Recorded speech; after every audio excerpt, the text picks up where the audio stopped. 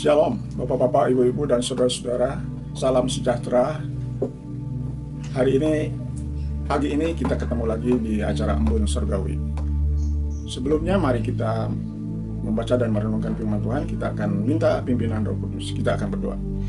Terpujilah namamu Tuhan. Terima kasih atas anugerahmu, atas keselamatan, atas segala ciptaan Tuhan yang kami mampu untuk menikmati.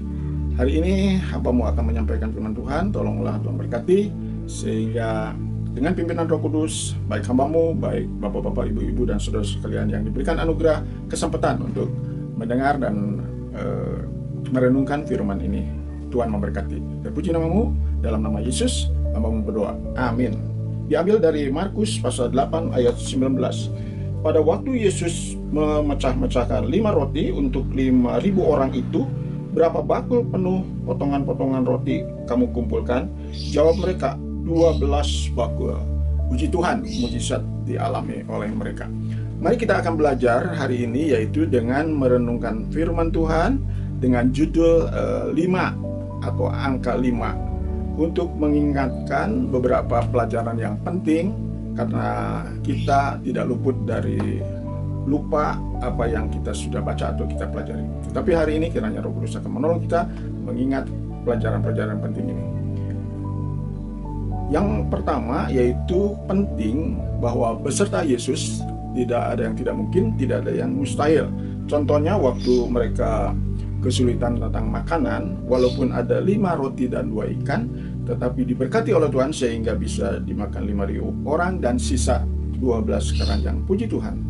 Itulah kita ingat bahwa hal-hal yang kecil bisa menjadi besar ya teman-teman. Bahkan saya ingat selalu bahwa Tuhan pernah berjanji, barang siapa yang setia dari yang kecil, Tuhan akan memberikan perkara yang besar. Ini harus kita pegang dalam kehidupan sehari-hari, sehingga membawa kita semangat dan berhati-hati untuk setia mulai dari yang kecil kalau kita ingin ada perkara yang besar. Nah, yang berikutnya yaitu kita belajar bersama-sama dengan angka 5 itu. Saya bersyukur ada 5 jari ya, masing-masing 5 jari. Mari kita pakai mulai dari jari jempol atau ibu jari, kemudian telunjuk, jari tengah, kelingking, dan jari manis dan jari kelingking. Yaitu yang pertama kita perlu semangat. Semangat itu saya jadi ingat pada semangat Kaleb.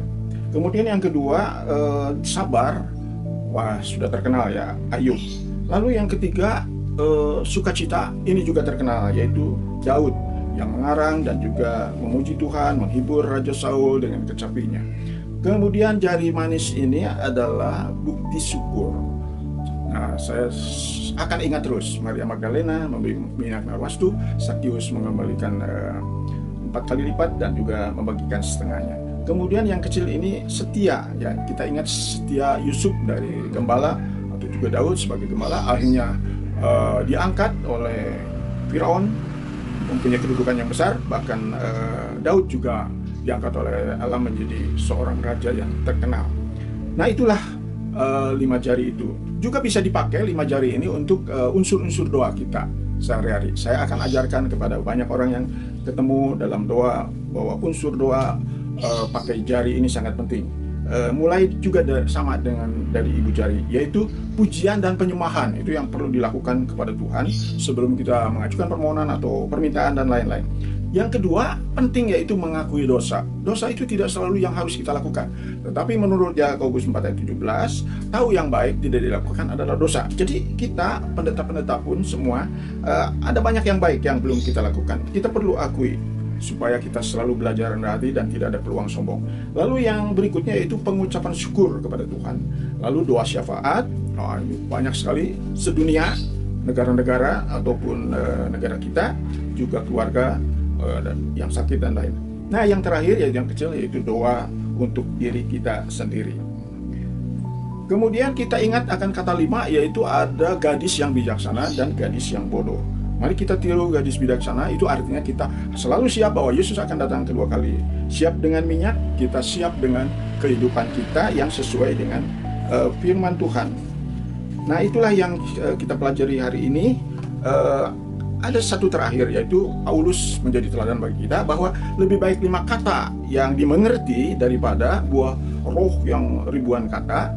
menurut 1 Korintus 14 ayat 18. Jadi mari kita berhati-hati menjaga lidah bibir kita, karena memang itu syarat menjadi sempurna dalam Yakobus 3 ayat 2. Itulah yang saya dapat sampaikan, kiranya menjadi berkat bagi Bapak, Ibu, dan saudara sekalian. Dan mari kita mendengarkan lagu-lagu ini akan mengingatkan tentang angka 5.